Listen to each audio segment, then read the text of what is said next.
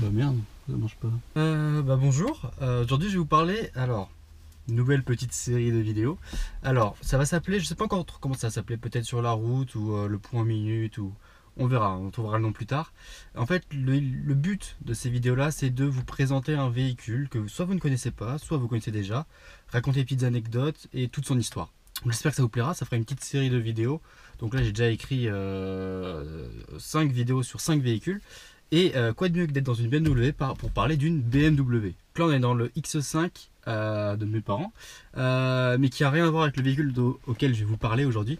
On va parler de la Z3. Le Z3 était le premier roadster à succès de la marque BMW. Il y a eu avant le Z8 et des essais de BMW qui n'ont pas fonctionné ou qui étaient vraiment trop chers. Le Z3 il voulait vraiment entrer dans la gamme pour essayer de concurrencer avec d'autres marques qui ont un petit losange, un petit triangle comme forme de logo, qui est Porsche.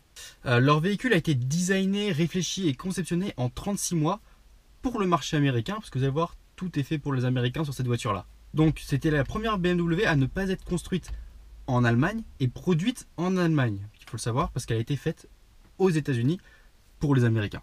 Son design a su s'imposer face à tous les autres véhicules, notamment par sa spécificité de Z. Si vous pouvez voir le côté du véhicule, ça forme un Z pour le Z3 et qui justement était là pour se différencier des autres marques et ceci a fonctionné parce que ça a ramené beaucoup de clients à BMW et tous les fans de BMW ont adoré ce véhicule.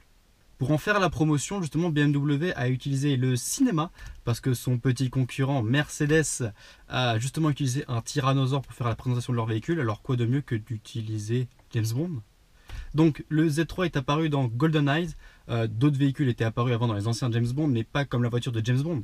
Mais là c'était la voiture de James Bond. Donc en 95, Z3 s'est fait connaître dans le monde entier par James Bond, on va pas se le cacher, et qui a fait justement son succès.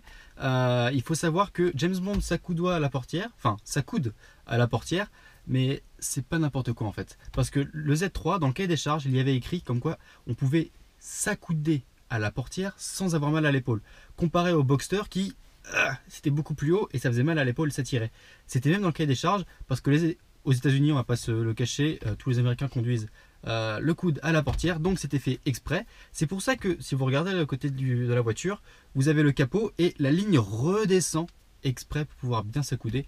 Et d'ailleurs, James Bond en paie les frais. Beaucoup de motorisations ont été proposées, du 4 cylindres de 140 chevaux jusqu'au, attention, 6 cylindres en ligne, édité par la maison M pour BMW de 300 chevaux, de 321 chevaux exactement, excusez-moi, qui en a fait un vrai missile, hein, parce que on va pas se le cacher, le moteur qu'ils ont mis à l'intérieur, ce n'était pas un moteur fait pour Z3, parce que BMW ne croyait pas en ce roadster, hein, d'ailleurs, et tous les éléments de la voiture proviennent de d'autres véhicules, hein, le volant vient de la E86, le moteur vient justement de la M3, et ils se sont pas dit à un moment que il allait avoir un problème avec cette voiture, parce que mettre 300 bourrins dans un truc aussi léger, ça fait un missile. Donc c'était un vrai engin de mort, hein, si vous voulez savoir. Aujourd'hui il n'en reste plus que 4000 des Z3M, donc si vous voulez en avoir un, il faut faire vite. La production malheureusement s'est arrêtée dès que le Z4 est arrivé sur le marché en 2002, mais cependant le véhicule s'est écoulé à 300 000 exemplaires. Donc il y en a beaucoup, il y en a plein, sauf les Z4M sauf les Z3M comme j'ai dit, qui sont rares, on va dire ça comme ça. Le Z3 a été proposé en cabriolet, mais aussi en version coupée, qui est elle aussi rare. Donc le cabriolet, c'est ce que vous allez retrouver sur tous les marchés, qui est d'ailleurs un véhicule très prisé en ce moment parce que il recote. Donc si vous voulez en avoir un, faut y aller plutôt maintenant.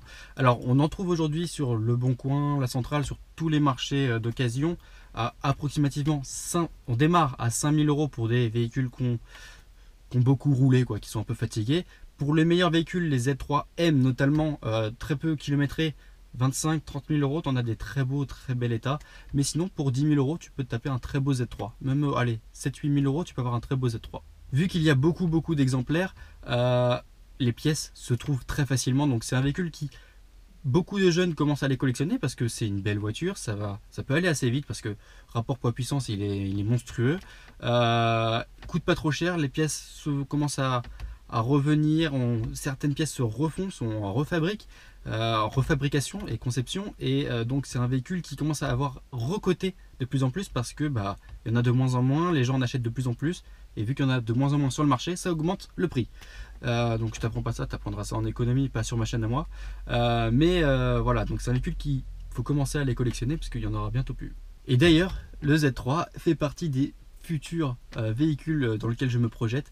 Je sais pas encore, j'attends d'avoir déjà les sous parce que j'en ai parlé dans ma vidéo juste avant de ma future voiture, et j'hésite beaucoup avec le Z3 parce que quand tu la regardes, elle est magnifique, elle est enfin rapide si on a le M, mais bon, on peut s'améliorer pour changer 2-3 petits trucs. Elle est magnifique, franchement, comme voiture pour avoir le coude à la portière, c'est magnifique. Donc j'espère que cette vidéo t'a plu, tu peux t'abonner si tu veux en avoir d'autres. La prochaine ce sera sur la Fisker Karma. Donc là on est en moment de confinement, donc on ne roule pas, mais la prochaine fois ce sera quand je prendrai le volant. Et donc c'est pour ça que j'avais envie d'appeler sur la route. Donc n'hésitez pas à me dire si ce petit projet, cette petite série de vidéos vous fait plaisir. Il y a beaucoup de véhicules sur lesquels il y a des anecdotes à raconter. Et j'espère que ça vous aura plu parce que moi je me suis vraiment amusé à faire cette vidéo. Donc tu peux me dire ce que tu en penses. Et puis moi je te dis à bientôt pour une prochaine vidéo. Et puis n'hésite pas à t'abonner, ça me fait plaisir. Et ça te fera plaisir par la suite. Crois-moi, tu vas kiffer.